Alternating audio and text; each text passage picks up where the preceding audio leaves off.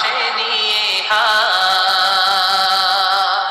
ঘুমিয়ে আছো নিজুম নিরালায়, আমি সইতে পারি না বিরহ জ্বালা, ধন্য করো দিদারে, ডেকে লও হাবিবাল্লাহ, ধন্য করো দিদারে। পড়েন আমিন। অসাধারণ কথামালা এই গানের, কিন্তু সামান্য একটু সমস্যা আছে। বিশ্বনবীর কাছে দিদার চাওয়া যায় না, দিদার চাইতে হবে কার কাছে? দেখা দাও মাবুদ আল্লাহ, ধন্য করো দিদারে, আমি কেঁদে কেঁদে হই গো সারা, ধন্য করো দিদারে। পড়েন আমিন। এজন্য বিশ্বনবীর দিদার আল্লাহর পক্ষ থেকে অনেক বড় নিয়ামত, কিন্তু দিদার বিশ্বনবী দিতে পারে না। দিতে পারে কে? বিশ্বনবী স্বপ্ন যুগে কাকে এসে ওনার নুরানি চেহারাটা দেখাবেন, এটা বিশ্বনবীর সিদ্ধান্তে নয়, একজনের সিদ্ধান্তে। তিনি কে? এজন্য বলতে হবে ডেকে লও মাবুদ আল্লাহ। চিল্লায় কোন ঠিক কিনা?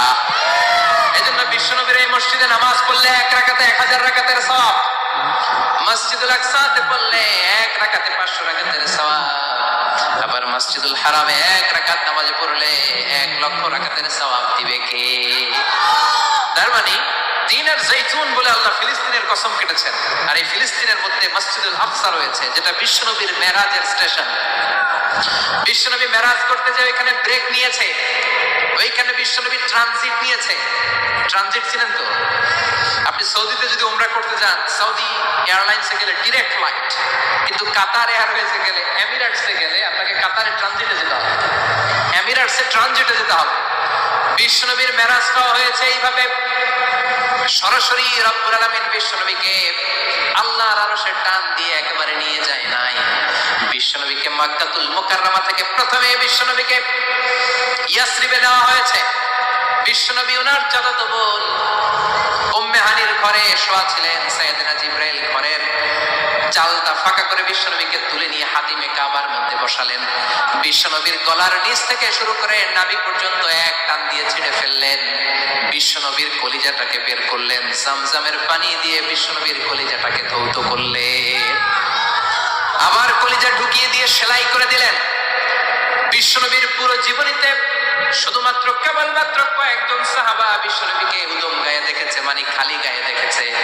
যে সমস্ত সাহাবারা বিশ্বনবীকে খালি গায়ে দেখার সুযোগ পেয়েছে, তারা বলেছে আমরা বিশ্বনবীর গলা থেকে নাভি পর্যন্ত এই জায়গায় সেলাইয়ের দাগ দেখতে পেয়েছি। সাইয়েদনা জিবরাইল গলা থেকে নাভি পর্যন্ত কেটে কলবটা বের করে জামজামের পানি দিয়ে ধুয়ে আবার সেট করে দিলেন, এরপর সেলাই করে দিলেন। এটাকে বলে শাক্কে সাদার, সিনা চাক। কি বলে? ডাক্তারি ভাষায় বলে ওপেন হার্ট সার্জারি। নাম শোনেন নাই? বিশ্বনবীর পুরো জিন্দেগিতে 2 বার এরকম ওপেন হার্ট সার্জারি হয়েছে। আল্লাহু আকবার।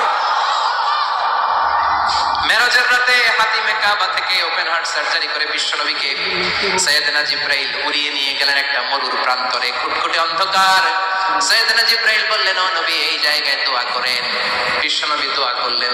দোয়ার পরে জিবরাইলকে বললেন ও জিবরাইল কোন জায়গায় রেখে দোয়া করতে বললাম, জায়গাটা তো চিনলাম না।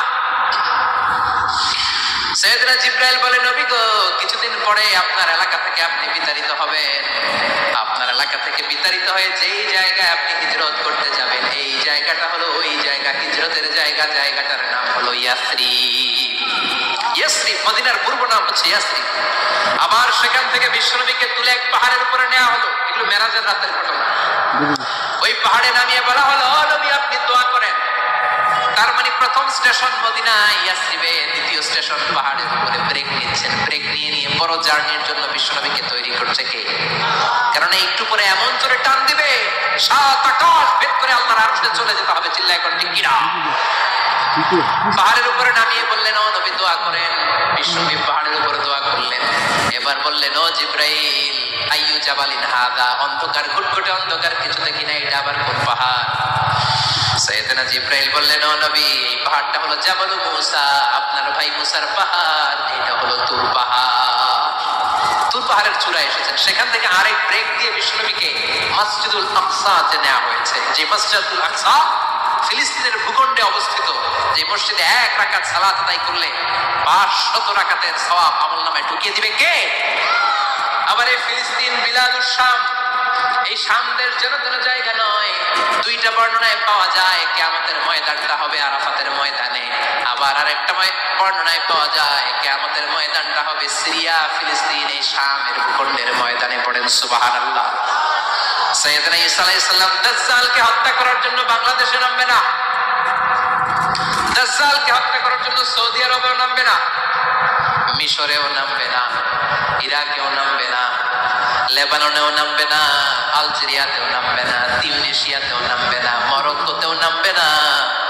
সাইয়েদনা ঈসা আলাইহিস সালাম দাজ্জালকে হত্যা করার জন্য ফিলিস্তিনের দামেস্কের জামে মসজিদের সবচেয়ে বড় মিনারার পাশে 2 জন ফেরেশতার পাখার উপরে ভর করে জমিনে নেমে আসবে। এই জায়গাটা অনেক গুরুত্বপূর্ণ জায়গা। আল্লাহ বলেছেন বারাকনা হাওলা, এই পুরো এলাকাটাকে আমি বরকত দিয়ে ছেয়ে দিয়েছি। পড়েন আল্লাহু আকবার। আবার এই জায়গায় বিশাল একটা যুদ্ধ হবে। ফিলিস্তিনের একটা শহর আছে আল গৌতা, এই গৌতা শহরে মুসলমানদের কেন্দ্রবিন্দু হবে। কিয়ামতের আগ দিয়ে যা যা ঘটবে সব এই ফিলিস্তিনে ঘটবে। এই জন্য তিন আর জাইতুনের কসম কাটার মধ্য দিয়ে ফিলিস্তিনের কসম কেটেছে কে? এই ফিলিস্তিনের বাইতুল হাম, যেটাকে বলে বেথেলহাম, এই বেথেলহাম সিটিতে ঈসা আলাইহিস সালামের জন্ম। সুবহানাল্লাহ পড়েন। মনে থাকবে কোন শহরে? বেথেলহাম। বেথেলহাম শহরে ঈসা আলাইহিস সালামের জন্ম। তার মানে আল্লাহ ঈসা নবীর জন্মস্থানের কসম কাটলেন।